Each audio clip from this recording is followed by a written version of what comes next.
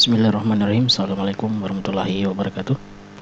Pada kesempatan kali ini kita masuk di materi tentang partisi dan sistem harddisk. Di dalam sebuah komputer ataupun laptop tentunya memiliki sebuah media penyimpanan. Media penyimpanan tersebut biasa kita sebut dengan harddisk. Nah, harddisk ini menyimpan beberapa data seperti file dalam bentuk dokumen, kemudian ada audio, video, dan beberapa file lainnya.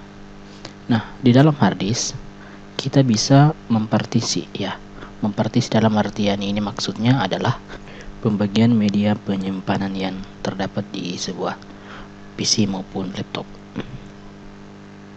Nah, kita masuk di pengertian partisi. Partisi merupakan pembagian ruang secara logik pada harddisk untuk menyimpan informasi.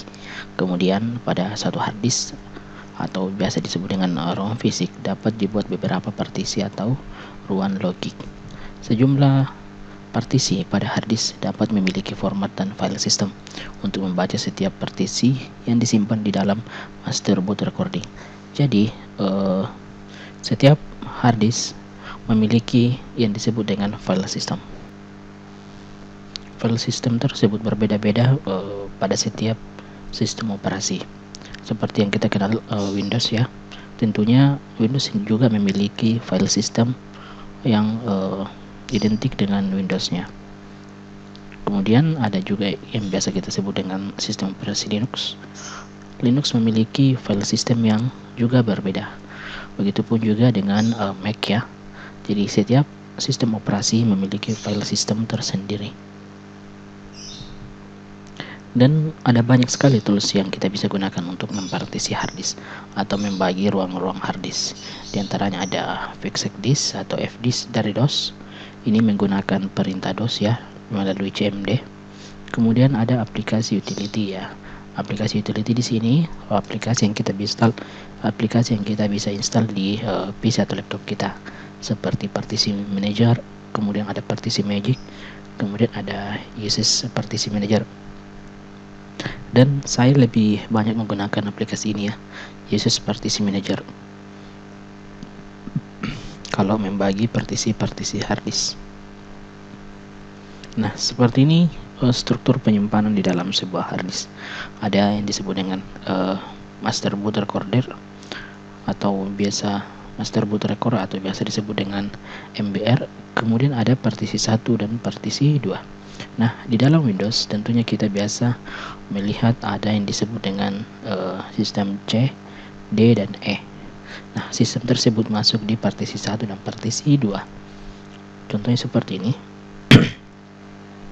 Nah, kalau kita membuka sebuah My Computer, tentunya kita melihat ada dua data ya. Ini adalah partisi ya. Ini adalah partisi C dan ini adalah partisi D.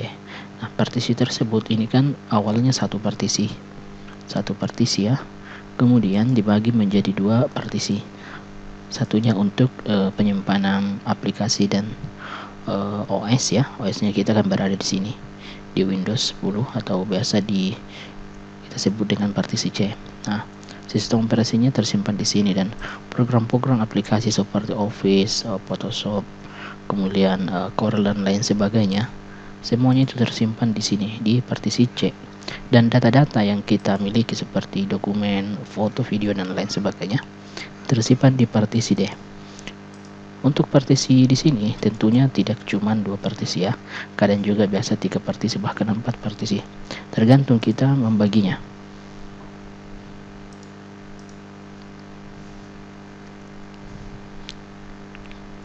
Master boot record ya, merupakan sejumlah informasi yang disimpan pada sektor pertama atau bak sektor pada media harddisk ataupun disket ya.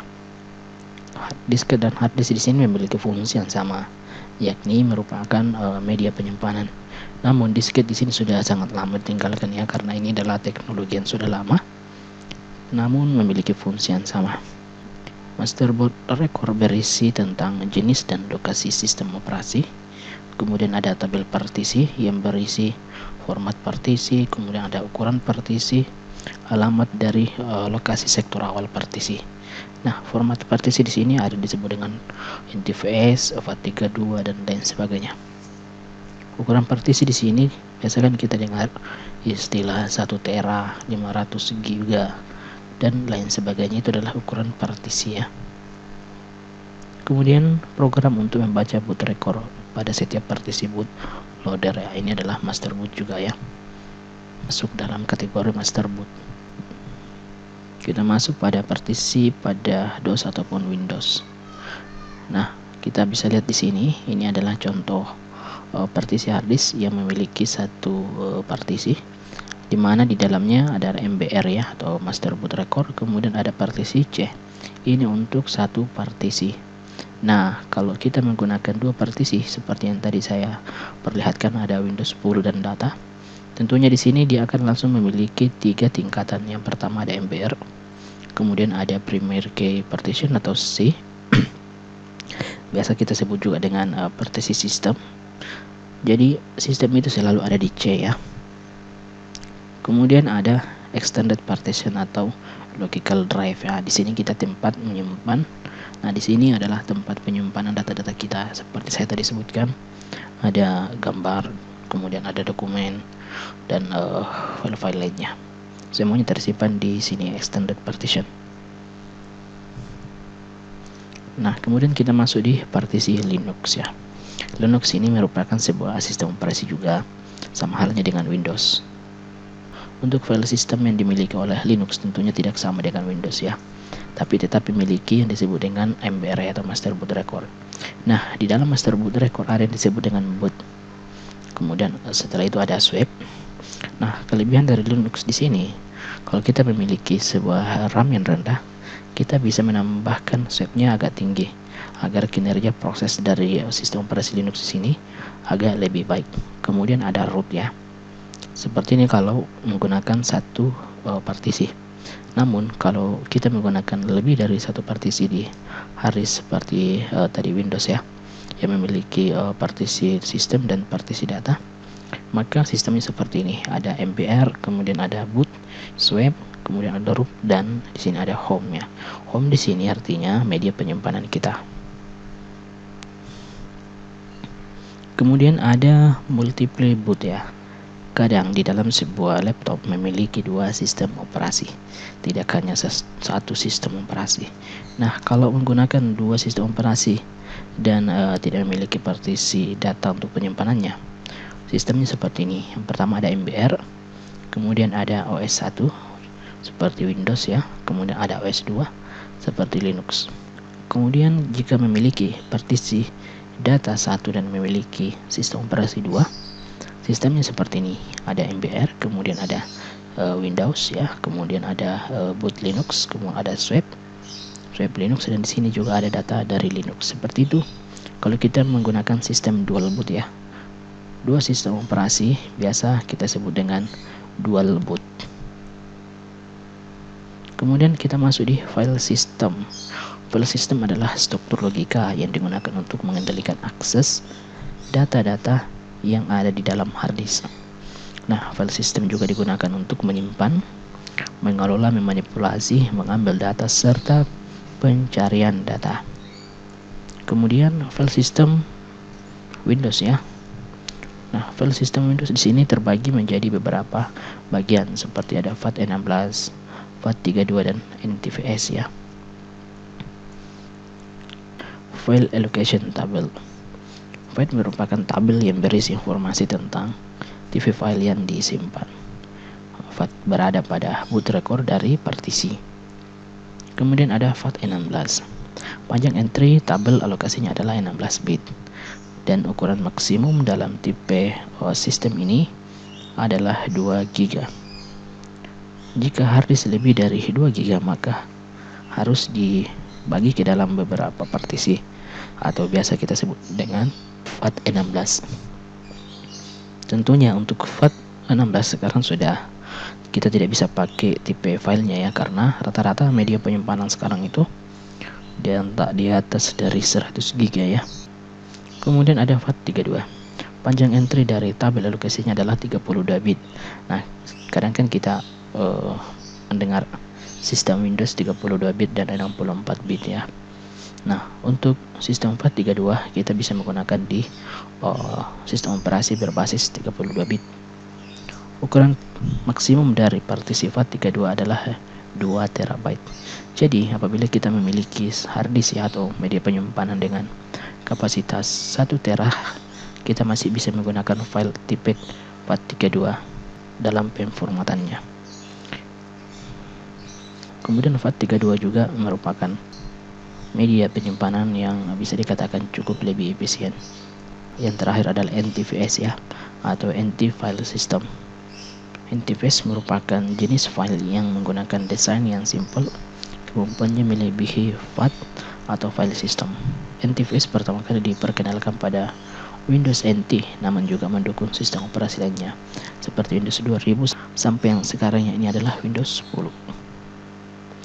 Kemudian kita masuk di file system Linux ya.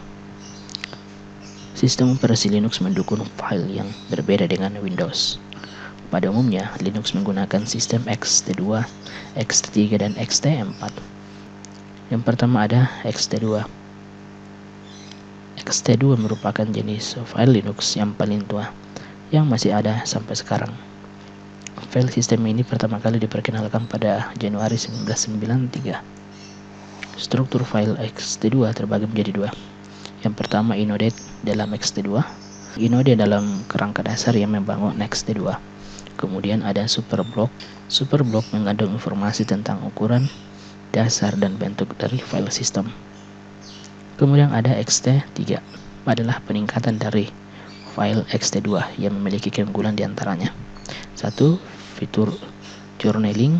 Dengan menggunakan fitur journaling, maka waktu recovery pada sudo mendadak tidak akan selama XT2, namun membutuhkan memori yang lebih dan memperlambat sistem operasi input-output. Kemudian dari segi kecepatan, XT3 mempunyai kecepatan yang lebih besar dari XT2. Mudah dilakukan migrasi sistem. Kita dapat berpindah dari sistem file XT2 ke file sistem XT3 tanpa harus melakukan format ulang. Kemudian yang terakhir ada XT4. XT4 merupakan peningkatan dari file XT3. XT4 dirilis secara lengkap dan stabil. Keuntungannya menggunakan XT4 mampu mendukung ukuran media penyimpanan sampai maksimum 16 TB. Jadi kalau kita menggunakan sistem operasi Linux dengan kapasitas sekitar 16 TB, maka kita harus menggunakan dengan sistem XT4. Oke, saya kira cukup untuk materi kita kali ini.